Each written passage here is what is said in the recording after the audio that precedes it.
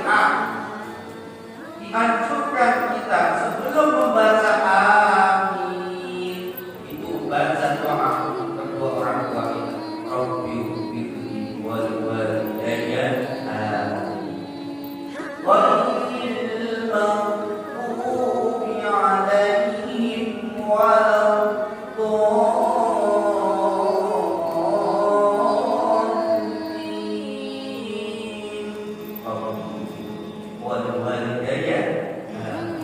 Coba kalau sehari semalam hanya sholat 5 waktu yang jumlah Fatihah kita baca itu sholat 5 waktu itu kurang lebihnya ada 17 rakaat. Setiap rakaat membaca Al-Fatihah dan setiap Fatihah kita baca Rabbil wali walidayya amin, maka kita sudah aman, tidak dikatakan anak durhaka. Maka Rabbil ini dipelankan, lebih pelan daripada bacaan surah Al-Fatihah.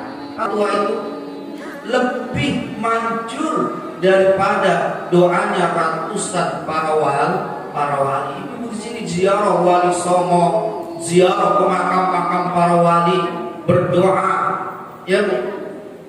Lebih utama doanya orang tua kita, khususnya ibu. Itu yang pertama. Jangan sampai kita termasuk menjadi bagian anak yang durhaka, na'udzubillah wa iya min dzalik. Yang kedua kata Nabi, 3 orang yang tidak akan masuk ke dalam surganya Allah, tidak akan mencicipi baunya surga adalah ad-dayyuth. Siapa itu ad-dayyuth? Laki-laki atau suami yang tidak punya rasa cemburu kepada istrinya. Seorang suami gak cemburu lihat istrinya cetan, bukan setan ya, cetan, SMS-an, WA-an dengan pria yang bukan mahramnya, gak cemburu dia. Jalan bareng dengan perempuan, dengan laki-laki yang bukan mahramnya, gak cemburu dia. Ngobrol bareng dengan laki-laki yang bukan mahramnya, gak cemburu dia. Ya Bu, lihat istrinya joget-jogetan di panggung tetangganya yang nanggap organ tunggal, gak cemburu dia. Segitu dirubungi laki-laki yang jogetnya pun gak cemburu. Laki-laki macam ini kata Nabi dikatakan ad-dayyuth. Kalau perlu istri boncengan sama laki-laki lain, sekalipun tukang ojek, tetap ditanya dong, "Mak, tadi siapa?" "Itu tukang ojek, Pak." "Oh, nggak ada tulisan Grabnya?" "Dia bukan ojek online." "Ojek apa?" "Ojek Kamtibmas." Tapi nggak ada jaketnya juga. Ya. Nah, sedetail itu gitu loh. Agar tidak termasuk bagian ad-dayyuth. Paham apa bodoh? Begitupun ibu ke suami. Ya, kalau hadis dikatakan ad-dayyuth,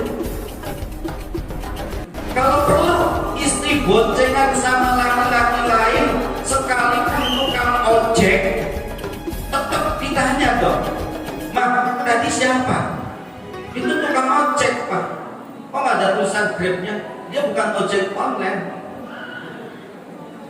"Ojek apa?" "Ojek Kamtibmas." Tapi nggak ada jaketnya juga. Ya. Nah, sedetail itu gitu loh. Agar tidak termasuk bagian ad-dayyuth. Paham apa bodoh? Begitupun ibu ke suami. Ya, kalau hadis ini tentang laki-laki Bu, perempuan ikut di dalamnya. Tidak semena-mena, "Oh, itu kan untuk laki-laki, perempuan bebas dong." Tidak. Juga seorang perempuan sebaliknya gitu loh. Sebaliknya. Ada lagi yang dimaksud lagi yang dikatakan ad-dayyuth dalam hadis ini. Seorang bapak, seorang suami yang tidak peduli terhadap anak dan istrinya. Ada di sini Ibu ya? Ibu semuanya salehah semuanya. Seorang suami yang tidak peduli masalah istri dan anaknya, termasuk dayyuth. Ya.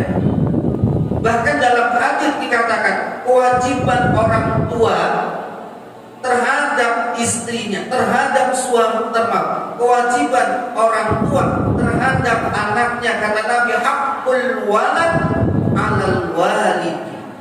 Kewajiban orang tua terhadap anaknya adalah an yuhsinas mau.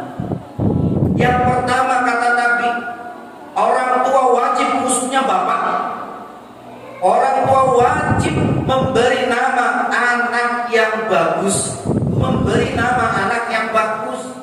Kasih itu nama anak yang bagus.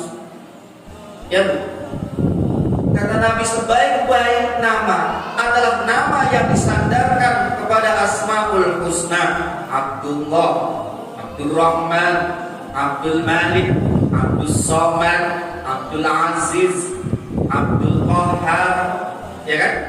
Dan nama-nama selain Asmaul Husna adalah nama-nama para nabi yang jumlahnya 124.000 loh, Bu.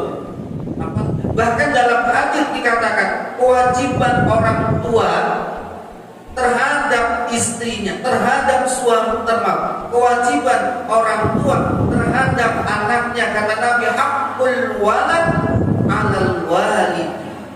Kewajiban orang tua terhadap anaknya adalah an yuhsinas mau.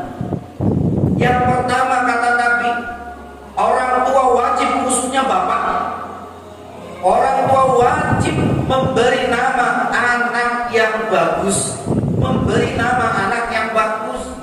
Kasih itu nama anak yang bagus.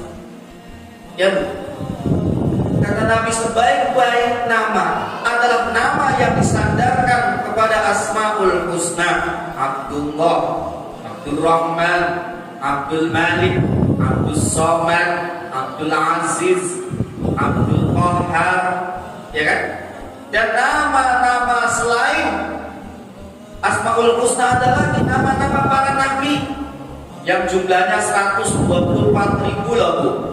Hafal nggak? Jumlah nabi yang jumlahnya 124.000, hafal boten?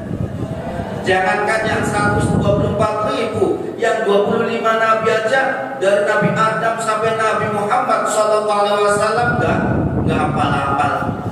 Ada aja yang keselepatnya. Terutama kasih nama anak yang baik. Dalam